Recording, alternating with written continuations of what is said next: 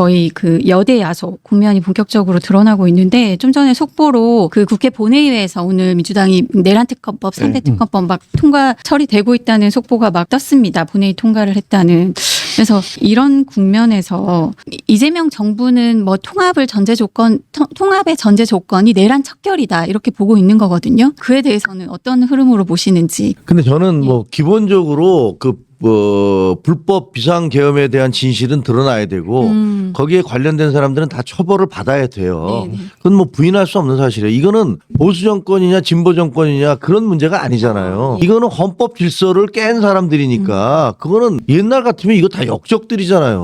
예. 국사범들이잖아요. 예. 그러니까 그거를 무슨 뭐 우리가 보수니까 이거는 감싸줘야 돼. 뭐 진보니까 이런 문제가 아니라고 생각을 해요. 네. 그건 국가의 존립의 문제인 것이고 네네. 그럼 마치 무슨 나라를 팔아먹은 사람은 우리가 그걸 인정할 수 없는 것과 마찬가지잖아요. 그러니까 그렇게 따지면 안 된다고 생각을 해요. 네. 그런데 한 가지 이거 위험한 거는 이거를 정치적으로 악용하려고 하면 네. 그럼 또 다른 반발을 사게 돼요. 민주당이 예를 들면 진짜로 엄정하게 법적 질서를 제대로 세우기 위해서 경찰과 검찰이 하는 수사를 제대로 하도록 하고 그다음에 재판 과정이 공정하게 하도록 하는 것 이런 것은 좋다 이거예요. 네. 근데 이것을 마치 국민의힘 너희는 내란당이야 이거 선거 때는 그럴 수 있다고 생각해요. 왜냐하면 선거는 뭐 어느 정도의 과장도 용인이 되는 거고 서로가 표를 얻기 위해서 싸우는 거니까. 네. 그러나 이제 대통령이 되고 난 다음에도 자기의 경쟁당을 네. 그런 식으로 몰아가는 건 그러면 저희가 생각하기에는 아니 그 사건이 터졌을 때 계엄이 터졌을 때 한동훈 대표는 집권당의 대표임에도 불구하고 터지자마자 이것은 절대로 막겠습니다라고 네. 전부 다 방송사에 이걸 보내서 그런 자막이 나가게 하고 그다음에 저도 현장에서 옆에 있었습니다만 계속 의원들한테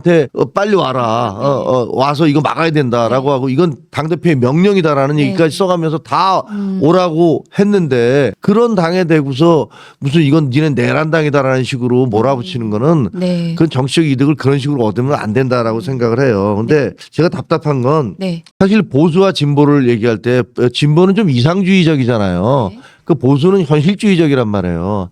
그러니까 현실주의적이 되려면 현실주의자들은 논리적이고 합리적이어야 돼요. 네. 사실 꿈을 꾸는 사람들은 약간 합리적이 아니어도 돼. 네. 논리적이 아니어도 돼. 네. 꿈이란 거 원래 그러니까. 그런데 우리가 따라서 그 보수 정당은 현실주의 정당이고 가장 논리적이고 합리적인 정당이 돼야 돼요. 근데 어느 순간부터 네. 이 정당이 그 극우들이 득세하기 시작하면서 아주 이상한 정당이 됐어요. 아니 그 불법 계엄에 대해서 그것이 헌법재판소에서 4대4로 기각될 것이다. 네. 5대3으로 기각될 것이다. 그쵸. 사실 법률을 좀 아는 사람이라면 그게 말도 안 되는 얘기라는 걸 다 알거든요. 그런 걸로 사람들한테 희망 고문을 하고 그런 엉터리 뉴스를 퍼뜨리고 뭐 우리 부정선거로 뭐 중국의 간첩들이 다 뭐 오키나와로 압송이 됐다는 등 뭐 이 선거는 다 부정선거였다는 등 이런 얘기를 하고 이번 선거에서도 마찬가지예요. 사실 누가 봐도 이렇게 처음부터 그 어려운 싸움이었기 때문에 이건 참 이기기 어렵다라고 그렇게 생각하고 네. 말을 할 수는 없잖아요. 선거 과정이니까. 네. 속으로는 우리가 참 이걸 줄이는 게 최대 목표지 우리가 이길 수는 없겠다라는 생각을 하는데 뭐 대놓고서 우리가 이겼다. 뭐 크로스가 이미 됐다. 이런 식의 주장들을 막 해서 우리 유권자들이라든가 우리 지지자들을 현혹시키는 사람들 이런 사람들이 당의 지도부를 차지하게 되면 우리 당은 망하는 거예요. 이렇게 되면 안 되거든요. 네. 그래서 사람들을 이미 상당 부분 망상에 빠져들도록 만들어 놨어요. 우리 지지자들 중에 상당수가 그렇게 돼버렸어 지금. 그러니까 저는 이재명 대통령이나 여당에서 네. 이제는 집권을 했기 때문에 선거 경쟁을 하던 과정에서 이를테면 상대를 규정한 그런 프레임을 동원하지 않을 거라고 봅니다. 네. 국민의힘 전체를 싸잡아 가지고 내란당이다 이렇게 규정할 이유가 없어요.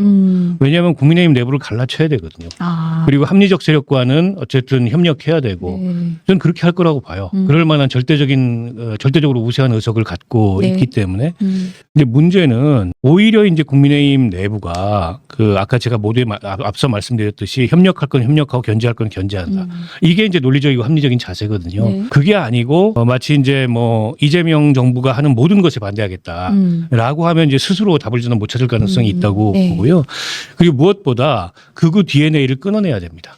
그거는 이제 계엄을 두둔하고 탄핵에 반대하고 부정선거 음모론 같은 그런데 이제 이 망상에 빠진 네. 그런 세력이나 그런 정치인들을 당에서 끊어내지 못한다면 저는 국민의힘이 수권 능력을 갖는 합리적 보수정당으로의 그 쇄신이 좀 어렵다고 보고요. 네. 지금 보면 그 앞서 우리가 한밤에 후보 교체 얘기를 했지만 우리 헌법에 따르면은요 정당은 자유민주적 기본 질서의 한 축으로서 폭넓은 어떤 자율성과 독립성을 인정받으면서 헌법의 보호를 받고 있어요. 그 전제는 뭐냐면 헌법 8조 2항에 나와 있듯이 정당의 운영은 민주적이어야 된다라는 게 전제입니다. 근데 헌법 8조 2항하고 전면으로 8조 2항에 위배되는 행위를 국민의힘 내부에서 한 거예요. 네. 이 책임은 저는 반드시 물어야 된다고 생각해요. 근데 그 책임을 묻지 않고 또 그냥 유야무야 하고 넘어가면 그런 일이 또 일어납니다. 네. 그런데다가 이게 이제 민주적 정당이 아니라는 그런 낙인을 스스로 그냥 가져가는 거예요. 그래서 차기 지도부가 누가 언제 들어설지 모르겠지만 그 대목에 대한 책임은 저는 반드시 물어야 된다. 그리고 그 책임을 그 책임이 있는 사람들에 대해서 문책도 반드시 해야 된다고 보고요. 또 한 가지는 내란 특검법이 이제 통과가 되면 특검의 수사가 본격화될 텐데 네. 국민의힘 의원들 중에 이를테면 그 혐의를 받는 사람들이 있어요. 추경호 전 원내대표를 포함한 당시의 지도부들 네. 중에 근데 이 문제도 굉장히 국민의힘 내부에서 곤란한 곤혹스러운 상황이 네. 될 거예요. 자칫하면 그로 인해서 내란당으로 몰릴 수가 있어요. 그 사람들을 끊어내지 못하고 그냥 가져간다면. 근데 그런 점 등등에 대해서도 국민의힘의 차기 지도부가 누가 될지 모르고 언제 들어설지 모르겠습니다만 여러 가지 그 내부 쇄신에 네. 그런 난제들을 안고 있다고 봅니다. 네. 여기 모르면 최대 128만 원 손해. 아정당은 지원금 설치 당일 즉시 입금. 약정 끝날 때마다 받을 수 있어요. 법이 정해둔 지원금 당연히 챙기셔야죠. 카드까지 최대 혜택 받고 800종 이상 한 번에 비교돼요. 전국 가입자 수 1위 아정당. 가장 많은 가입 수당으로 최대 현금. 다른 곳보다 혜택이 좋다면 차액의 120% 보상. 24시간 무료 상담. 초고속 설치까지. 불만족 시 전액 환불하는 보장이서도 있어요. 인터넷 정수기 휴대폰. 이사 청소 카드까지. 다 정당하게 받자. 아정당. 아까 말씀하신 괴물 독재로 우려가 된다는 그 새 정부, 이재명 정부의 첫 행보에 대해서도 두 분이 어떻게 평가를 하고 계신지 궁금한데요. 뭐 어제였죠. 국회에서 이제 취임 선서로 국민 통합을 굉장히 강조하고 첫 오찬을 국회 사랑제 야당 대표들과 가졌습니다. 비빔밥을 드셨다고 하는데 이게 뭐 통합을 상징하는 첫 장면이 아닌가 굉장히 좋은 평가가 나오기도 했고 어떻게 보셨나요? 저는 인수위 없이 출범하는 정부의 그 첫 행보로서는 상당히 준비되고 정돈된 모습을 보였다라고 생각을 하고요. 그건 네. 대통령 이제 취임사 메시지도 그래. 그 뒤에 야당 대표들과 아마 대통령이 취임식 날 야당 대표들하고 오찬을 한 건 처음 있는 일인 것 같아요. 네. 저녁에 야당 대표들까지 초대해가지고 무슨 뭐 리셉션 이런 거는 네. 윤석열 전 대통령도 했지만 취임식 바로 직후에 네. 국회에서 야당 대표들하고 오찬한 모습은 처음이었던 것 같고 이제 그것도 좋았고요. 네. 물론 그 자리에서 다소는 조금 이제 뭐 불편할 수 있는 장면도 있었습니다. 네. 근데 그거는 약간 이제 사실관계에 대해서 서로 다른 이해를 하는 측면도 있었고요. 네. 뭐 야당 대표들이 더군다나 젊은 대표들이 할 수 있는 얘기였다고 봐요. 그거 가지고 또 민주당에서 약간 좀 불편해하는 기색도 있었습니다만 굳이 그럴 필요 없다고 네. 보고 이제 초심을 잘 지키는 게 중요하죠. 그러니까 모든 대통령들이 그 출발할 때는 다 통합을 네. 얘기합니다. 근데 뒤에 가면은 그게 잘 안 지켜지고 그러니까 대통령은 이중적인 정체성을 갖고 있어요. 네. 하나는 정파의 수장으로서의 정체성이 있습니다. 네. 그리고 다른 하나는 이제 국가 지도자로서의 정체성이 네, 네. 있어요. 둘 다 사실은 대통령이 버리기 어렵습니다. 네. 근데 둘 사이의 긴장, 둘 사이의 균형, 둘 사이의 조화 네. 이런 거를 잘 지키는 게 대통령으로서의 리더십이고 정치력이거든요. 그게 만약에 정파 수장으로 역대 많은 대통령들이 그랬어요. 이렇게 기울면 불행해집니다. 국가적으로도 불행하고 본인도 네. 불행하고 정치의 범위가 굉장히 작아지는 거잖아요. 네. 그러니까 저는 그 이재명 대통령은 이제 그런 그 과거에 시행착오에 빠지지 않았으면 좋겠다. 이런 바람을 갖고요. 물론 정파 수장으로서의 정체성이나 성격을 버릴 수 없어요.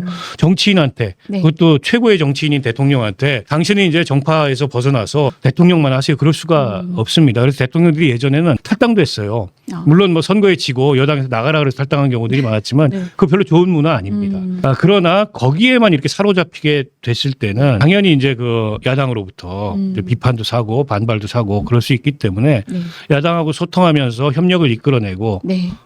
또 그럼으로써 이제 본인의 정체성이나 본인이 생각하는 국정 운영의 우선순위나 네. 이런 것들을 가져가는 그런 이제 유능하고 유연한 모습을 보여줬으면 좋겠다라는 생각이고요. 지금까지는 뭐 흠잡을 데가 별로 없다 이렇게 봅니다. 예, 흠잡을 데 없다고 말씀하셨고. 저는 좀 다른 생각인데요. 네. 그러니까 어저께 그 취임식을 하시면서 뭐 모두의 대통령이 네. 되겠다라든가 뭐 문제는 좌 보수의 문제, 진보의 문제가 아니라 국민의 문제라든가 아니면 김대중 정책이나 박정희 정책이나 그 필요하면 다 쓰겠다.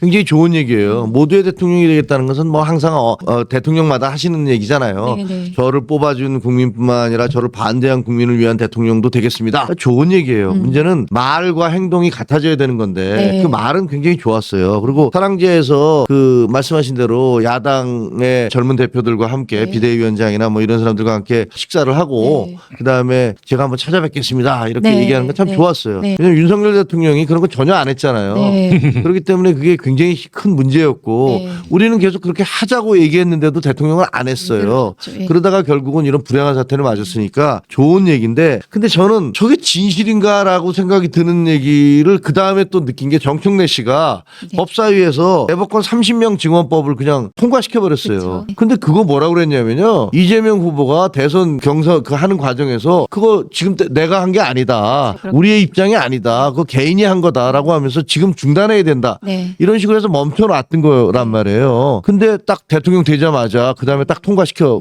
버려요. 그러니까 이게 뭐지 이거? 그러려면 아예 선거할 때 그렇게 하든가. 근데 얘기가 무슨 정책 안에 들어가 있다고. 솔직히 민주당 정책집이라는 거 나온 거는요. 선거 치르기 며칠 전에 나왔어요. 네, 맞아요. 누가 그걸 읽어봅니까? 알 수도 없는 내용이에요. 그래놓고서 이건 공약에 있던 거니까 우리가 한 것에 불과하다. 이렇게 얘기하려고 하는 것 같아요. 네. 면피하려고 그러는 것 같은데 말이 안 되고 이게 문제가 되는 거는요. 대법관은 30명으로 증언할 수도 있어요. 왜냐하면 지금 우리나라는 특이하게도 대법원에 일이 너무 많아. 상고하잖아요. 왜? 네, 그 1심, 2심에서. 네, 네. 올라가는 게 너무 많아서 그 처리 기간이 너무 늦춰지니까 대법원에서 상고 법원을 따로 만들자. 네. 이걸 계속 요구를 해왔던 거예요. 그것도 논리적으로 말이 돼요. 대법관들이라는 게 앉아서 매일 그 자잘한 사건들을 다 처리하느라고 그렇죠. 13명의 대법관이 좀 네. 허덕허덕대다 끝나는 건 말이 안 되거든요. 네. 그러니까 상고법원을 만들자고 했고 그것이 그 박근혜 정부 때 네. 그걸 가지고 양승태 대법원장이 법원행정처에서 이걸 좀 부탁합니다라고 하니까 박근혜 대통령 쪽에서는 징용 문제 그거 일본하고 지금 갈등이 너무 생기니까 그거 재판 좀 연기합시다. 네. 이게 쉽게 얘기하면 사법 거래예요. 이걸 가지고 양승태를 대법원장을 감옥에 집어넣은 거예요. 네. 그렇기 때문에 사실 상고법원을 만들거나 대법관을 늘리는 거는 나름대로 논리적 근거는 있어요. 그걸 부인하고 싶지는 않아. 그런데 그 방식이 문제거든요.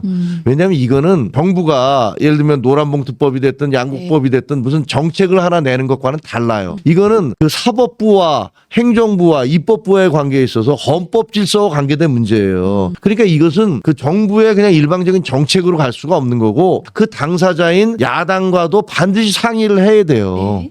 이거를 그냥 야 내가 권력 가졌으니까 이거 그냥 정부 조직법처럼 이거 늘릴래 내가 무슨 장관 자리 하나 신설할래 이거 아니거든요. 이거는 사법부에 대한 문제예요. 그렇다면 이것은 여야가 함께 적어도 협상을 하고 상의를 하는 제스처라도 했어야 돼요. 근데 그런 거 없이 대통령 되니까 우리가 다수니까 그냥 통과 이렇게 돼버리는 걸 보면서 저거 무슨 모두의 대통령이 되겠다 뭐 하겠다 하더니 그게 뭐지? 라는 생각이 들었어요. 그래서 저는 지금 현재 이재명 대통령이 하는 그런 모습들 이런 것들은 이제 좀 지켜봐야 된다. 아니 오히려 저는 네. 그 속도 조절에 들어갔다고 봐요. 속도 조절. 네, 법사위 소위에 통과된 거고 법사위 전체 회의에도 아직 회부가 안 된 상황이고 당연히 이게 어쨌든 법원조직법은 큰 어쨌든 우리 사법제도의 이 구조를 바꾸는 거기 때문에 당사자들이나 법조계하고 상의를 해야죠. 네. 그냥 뭐 여당이 다수 의석이다 그래서 그래서 통과시킬 수 없는 문제라고 보고 저는 모르지 않을 거라고 봅니다. 게다가 자칫 이게 이제 사법권을 흔드는 걸로 삼권 분립을 흔드는 걸로 비춰지면은 네. 역풍이 굉장히 거셀 거예요. 굳이 그런 일을 서둘러서 할 필요가 없기 때문에 오히려 저는 속도 조절에 들어갔다 네. 이렇게 보고요. 근데 앞서고 얘기하신 거는 그렇게 유리한 얘기가 아니에요. 그때 양승태 그때 대법원장 그렇게 해서 구속시킨 게 한동훈 전 대표잖아요. 국민의힘에 그 수사를 힘을 지휘했던 게 윤석열 검찰총장의 지휘하에. 장 하에서 한 거죠. 그래서 맨날 홍준표 그 후보나 이런 분들이 그때 양승태 구속시켰다가 지금 다 무죄 받았는데 네. 그에 대해서 입장이 뭐냐 이렇게 물어보잖아요. 그렇죠. 네. 그래서 앞으로 어디 가서 방송하실 때 그 얘기는 하지 마세요. 그 수사는 유리한 게 아니에요. 그 수사는 한동훈 대표가 한 게 아니에요. 그 수사는 그러니까 담당자가 아니었다고요. 네. 그러니까 뭐 그 부분에 대해서 예를 들면 검사를 하고 있으면서 그 검찰에 의해서 중앙지검 차장 아니었어요 그때? 특검을 하니까 너 와라라고 했을 때 뭐 오는 거는 뭐 그건 뭐 공무원이 아니 기자가 예를 들어서 편집국장이 어느 부장한테 야 이 부분에 대해서 취재해라고 하면 취재를 하는 거지 나는 그거 취재 못하겠습니다라고 얘기할 수는 없는 거잖아요. 그러니까 그런 것들에 대해서 그 공무원 하는 시절에 어떤 자리에 가 있었다는 이유로 해서 혹은 어떤 수사를 했다는 이유로 해서 그거를 비판하는 건 제가 보기에는 정말 상식적이지 않은 비판이라고 봐요.